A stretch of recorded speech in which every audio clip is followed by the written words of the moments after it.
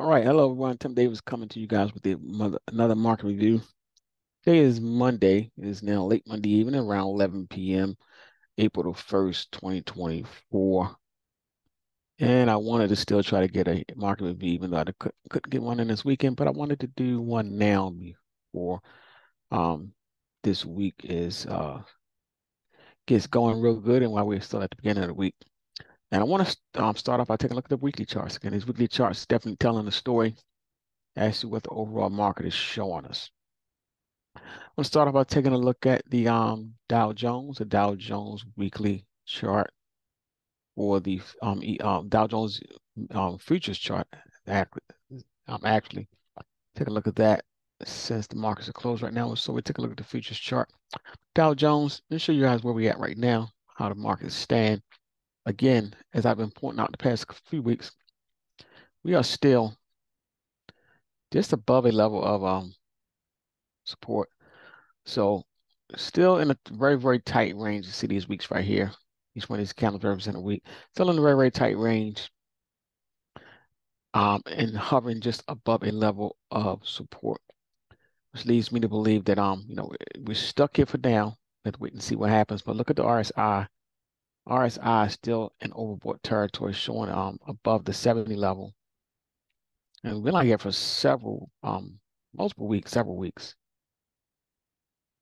since December. Looks like this is going to work itself out eventually, and it keeps on bouncing back towards the 70 level and right back there again. So do we eventually work out of this overbought territory? I believe so. That's just my ultimate guess. So that's something to keep in mind.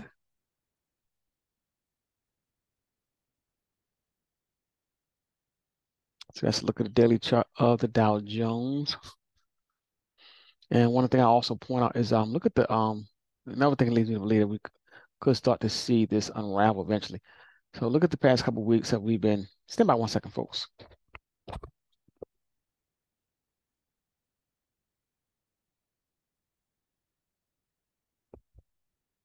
Sorry about that little distraction. Look at the past couple of weeks how volume has been tapering off as price action has still been trying to chomp a little higher. Normally, that's a sign that the bullish momentum is losing its steam. Volume is tapering back. So that's something to keep in mind as we trade through the rest of April and next few days or so. So let's look at Dow Jones futures. Let's take a look at the S&P minis. Same scenario, definitely in overbought territory. Here we have an RSI reading. I'll highlight it real quick. RSI reading of 85, so we're still in overbought territory. It's at an extreme here on the weekly chart here. Still hovering just above a level of support and at the very tight range. And volume here also has been tapering off. As price has been rising, volume has been dropping. That is not a good sign for the bulls. It's just a sign of exhaustion. Sign of exhaustion. That's a weekly. Let's look at the weekly chart on the S&P minis futures chart. Let's take a look at the weekly chart of the NASDAQ.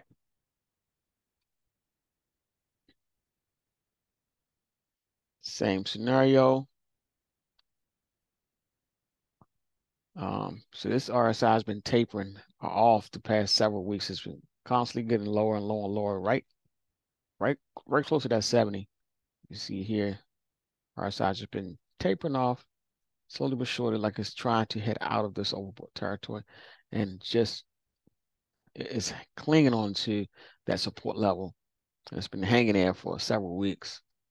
As you can see, been hovering just above the 18,000 level, 18,400, 18,500, 18,700. It's been hanging around there. Ain't really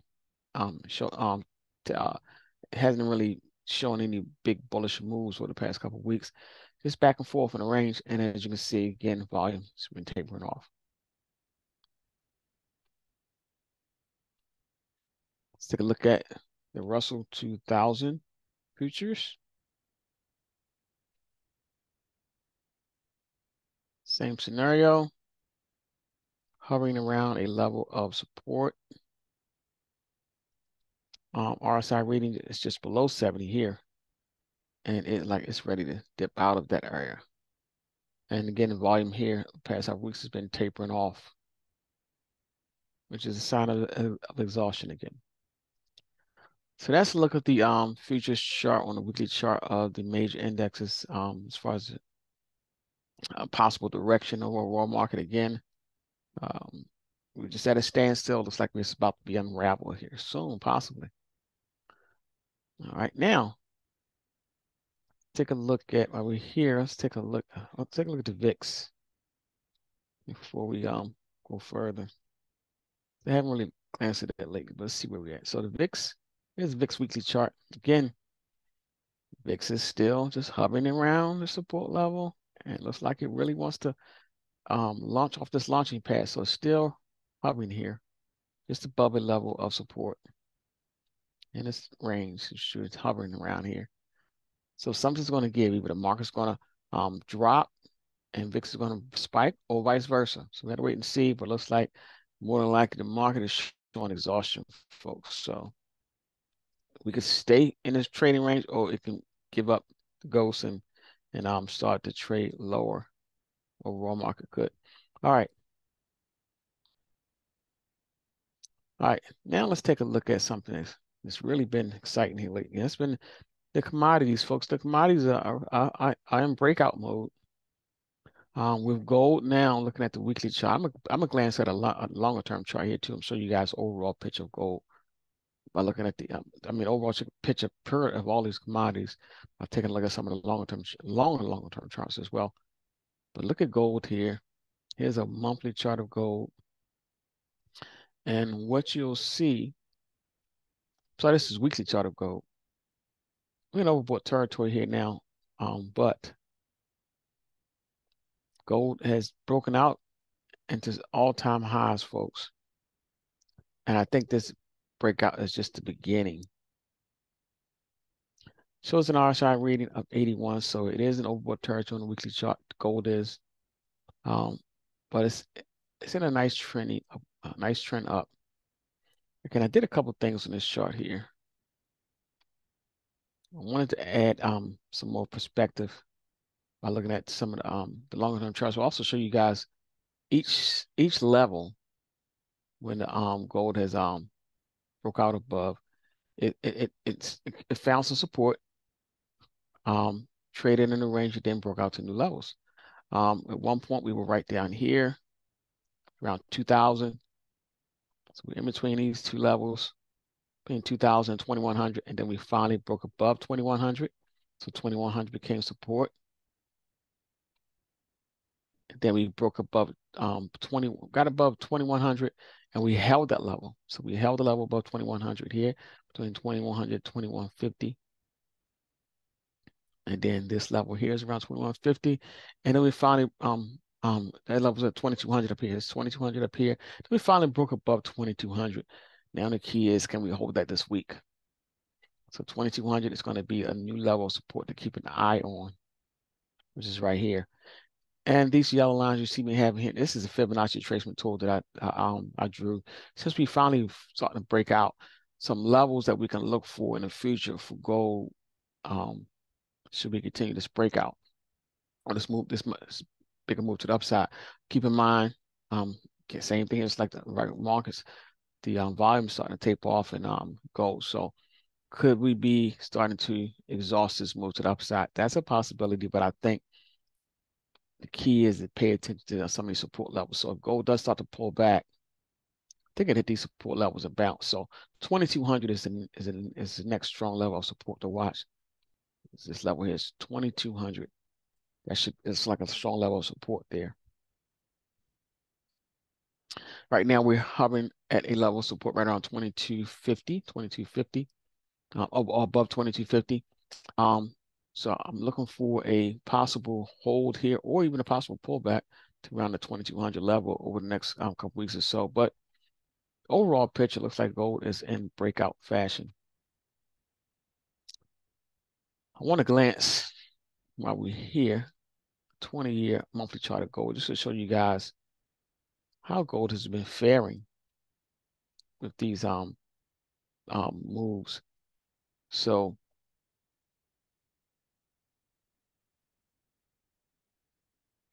here, this was a high back in 2020. Gold got up to as high as it was a little bit. It was right around 2100. Got close to 2100. Then we pulled back, challenged it again here, but failed, and then eventually we broke out above it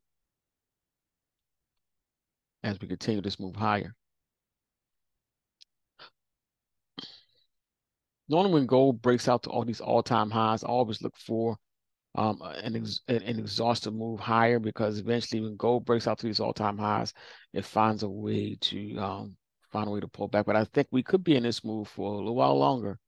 We could even see gold pop up to this 2400 level for any major reversals, any major sustainable reversals, should I put you that way?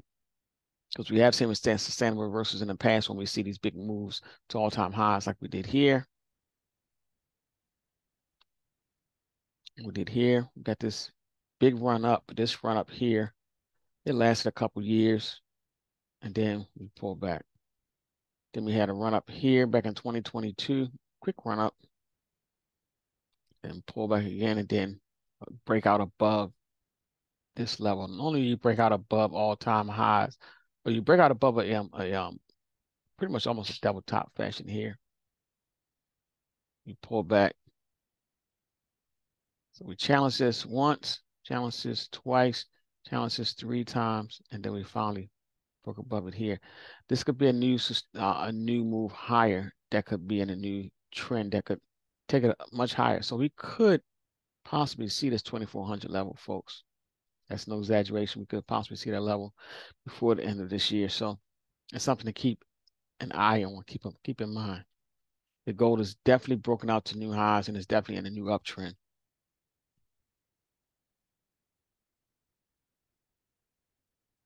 And along that line, one that I'm really focusing on right now is silver, because silver, once gold broke out, and normally silver is the laggard. It takes a minute for it to catch up, but once it does, I think it's going to rip. So that's one to keep an eye on. I think silver has yet to really break out in a major fashion. So want to really harp on silver for a second here, because this is the congestion area that silver's been in right here. It's big block, congestion area between 20 to 26. And we've been bouncing back around in that area since 2022. So between 2022 to 2024, we've been bouncing around in this area. Hold on one second, folks.